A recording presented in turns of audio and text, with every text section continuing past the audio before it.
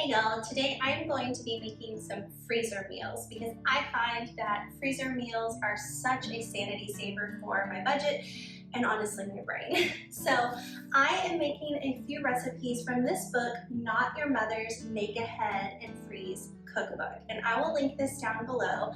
I've made several of the recipes in here and I've really enjoyed them. I actually started on this yesterday and I started with this bean and cheese nacho bake. This is a meatless freezer meal. I really did enjoy it. My husband was like, it's okay. And that's not because it didn't have meat, he just wasn't a big fan of the texture. It's very much like eating nachos, kind of in a casserole form, but it was super simple to put together. It came together very quickly. I made one for us to have for dinner that night, and then another one to put into the freezer that we can have at a later date, maybe at a time when my husband is off doing something else since it wasn't his favorite. But otherwise, I enjoyed it. But I will just be honest and say my husband, not so much. So right now I'm going to make a beef as well as a chicken dish. So the beef is called Mediterranean style steak, and we have had this one before. It is very lovely, and again, it is something that comes together very quickly. Now I am deviating from her recipe just a little bit, but I will let you know what I'm doing differently. One thing that I'm doing differently, I guess the main thing for this, is that she wants you to cut the steak into strips, and that is how we had it before, and that's great. But this time I'm just going to put the steak in whole as it is, and this is just sirloin steak. And I'm just going to put it in just like this instead of cutting it into strips. All right, washed my hands very quickly. Now this, like I said, is super simple. We're gonna put in some olive oil, 1/4 cup.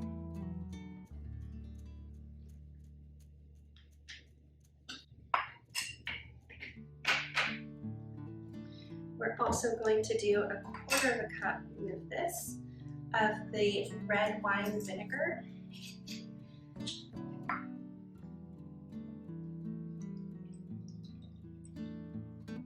No, my bag is trying to fall. Don't fall, bag.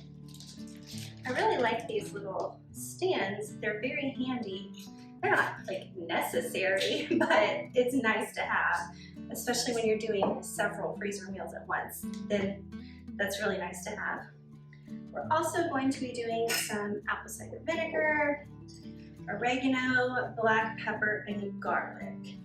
And that's really it. So very simple ingredients.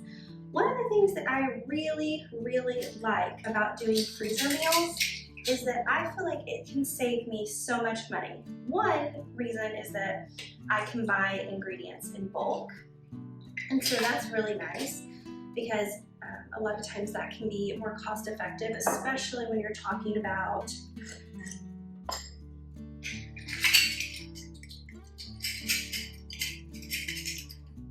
to think for a minute, especially when you're talking about your meats. I also like to turn to freezer meals whenever there is like a sale or a discount on meat, because I feel like that really helps me as well to make sure I can take advantage of the sale, but that I don't have to worry about the meat going bad. And the same would be true for your produce also. All right, now we just gotta get the garlic in there.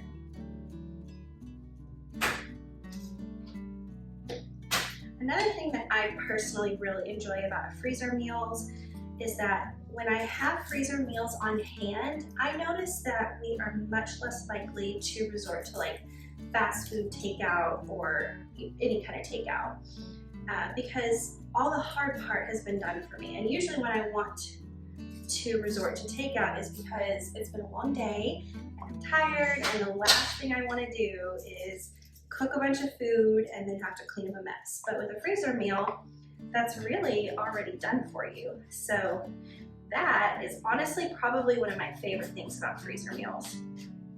And I think a lot of times that freezer meals can kind of get a bad rap, that it's just always going to be like soggy casseroles, but that is just simply not the case. There are, like in this recipe book I'm using today, and I have a few others, I have some recipes on my website that are freezer meals. It does not always have to be casseroles. And if you know how to package up your freezer meals correctly to avoid freezer burn, then you don't have to worry about any of those like gross, like freezer taste or freezer burn. Okay, so that really is this one. Like I said, so simple. Seriously, how easy was that? I'm just trying to get as much of the air out as I possibly can, because air is the enemy in the freezer. That's where you're gonna get that freezer burn. And then I'm just gonna mix it around a little bit. And what I'll do is I'll lay these out where it's kind of flat. And then I will put it in the freezer. And when I'm ready to prepare it, I'll pull it out the day before, and it will finish, like it'll really do all of its good marinating in the fridge while it's defrosting. And then I can pan fry it, or more likely for this one, I will throw it on the grill. Now my next freezer meal, you can see, like I said, when I said these were simple, I meant that they were really simple, is called Southwest chicken. And this is the same kind of situation where it's going to be some chicken breasts, but you could use really any kind of chicken, I imagine. And we're getting it in a marinade. That way it'll get all of those great flavors while it defrosts. And you can cook it in the oven or you can grill it. There's definitely some versatility there. So let me grab my chicken from the fridge.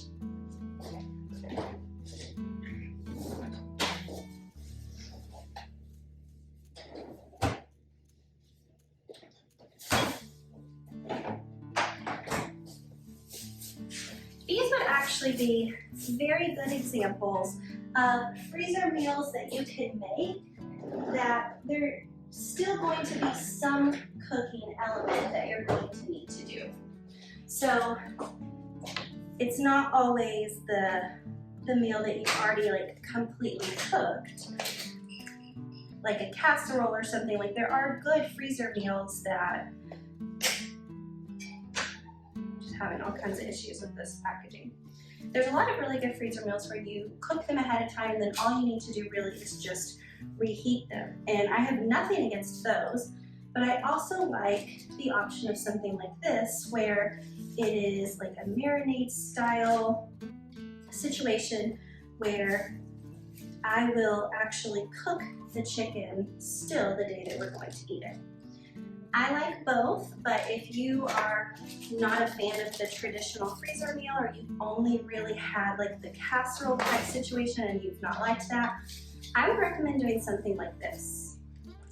Honestly, it's also good if you were able to get like ground beef in bulk. Then you could go ahead and brown up a good portion of that meat and put it into little bags, like portion it out. And that way when you're ready to prepare your meal, the meat is already cooked for you. So that would be a good option as well. Okay, so I have my chicken in the bag. Let me turn to this page of the recipe just so I make sure I'm getting it correct. Now, in this recipe, she is using a food processor. I am not going to be using my food processor. I'm just gonna chop this stuff up, but you can definitely use a food processor if you prefer. I have, ooh, that one's juicy. I have some tomatoes here that are from my garden. So that's like always exciting when I get to use produce that I have grown myself. Tell that this knife is in desperate need of being sharpened. This kind of marinade is really cool for this one. Before I saw the recipe in the book, I had not had anything like it.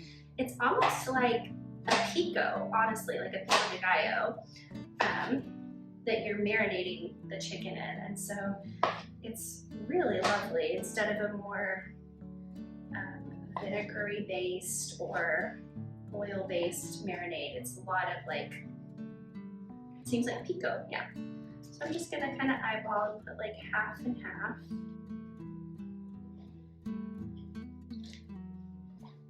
So like I said, she wants you to use the food processor, which I am electing not to do.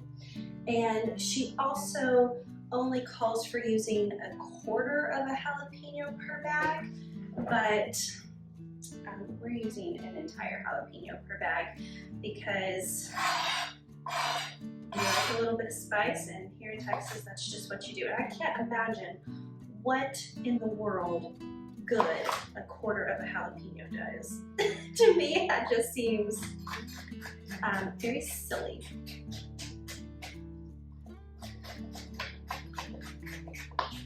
I don't think you would even get jalapeno flavor.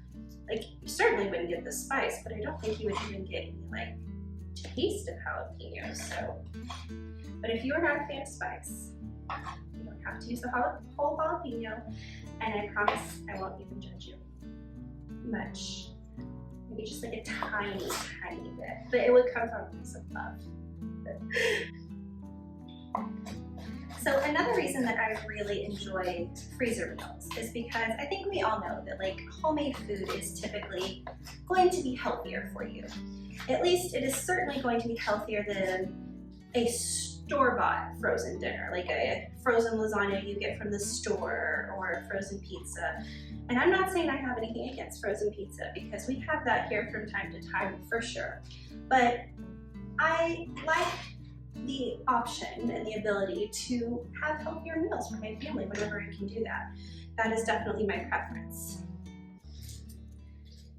These onions are also from my garden and they're quite pitiful. However, she only called for half or 1/4 of an onion, and once it cut into chunks, so I figured one of these tiny sad onions per bag would do the trick. But yes, I feel like it's definitely a healthier option whenever you can make it yourself.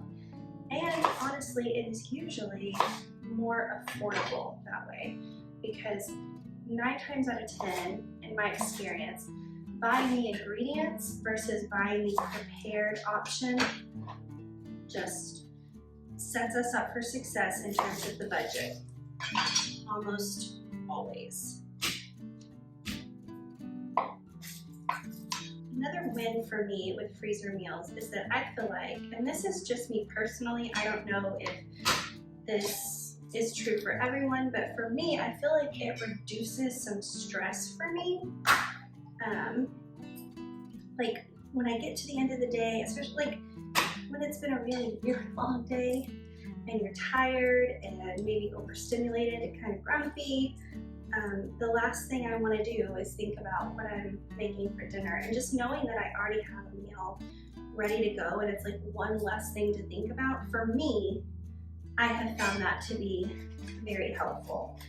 And that's even as someone who really enjoys cooking. I enjoy it quite a lot. I find it really fun, and it's something I love to experiment with. But even then, at the end of a long day, I'm not necessarily fired up about being creative in the kitchen. I just want to get some food and then get to bed. Now we're gonna get some olive oil and some soy sauce and then some cilantro. Are you team cilantro or are you anti-cilantro? Let me know in the comments. I am team minimal cilantro. I'm not like completely against it. I don't think I'm one of those people who think that it tastes like soap, but I don't like just love it. That makes sense.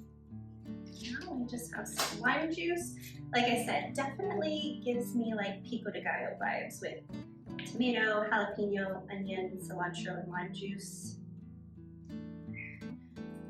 Ooh, you know what? I think when I make one of these, I'm definitely going to serve it with some avocado. I think that would be really nice.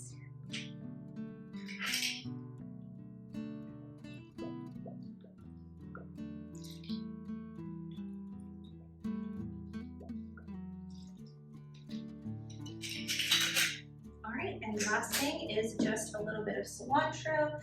She calls for 1/4 of a cup. I'm just going to chop up this much that I have right here and divide it between the two because, like I said, I don't love just tons and tons of cilantro.